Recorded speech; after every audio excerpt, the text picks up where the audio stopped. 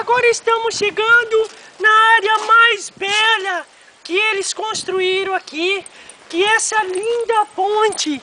E essa ponte, daqui você pode estar pescando o seu peixe. E o seu peixe vai ser... Venha comigo, eu vou mostrar pra vocês. Eu vou mostrar pra vocês o que eu vou pescar aqui, ó. Olha. Olha que coisa linda, olha. Olha que água cristalina, olha. Uma obra feita que eles gastaram 580 mil. E olha só que maravilha de obra que eles fizeram no parque, né? Aqui você pode respirar um ar puro, você pode vir de manhã cedo, fazer a sua ginástica. Você pode vir trazer a sua família, fazer a sua caminhada e chegar aqui, você fazer isso, ó. Enche os pulmões, enche os pulmões, ó.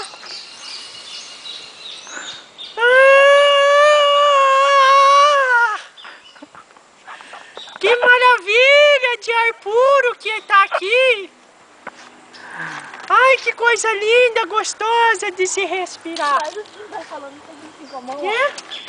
Olha, agora eu vou pescar um montão de merda pra vocês, né? Entendeu? Olha, que maravilha que tá esse cheiro, olha.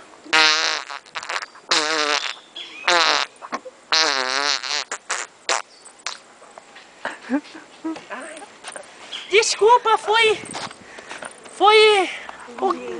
o ambiente que eu tô respirando. Desculpa. Me contaminou. Agora, vocês me dão licença, que eu vou dar uma pescadinha ali. Eu vou ver se eu pego um montão de merda. Tá bom?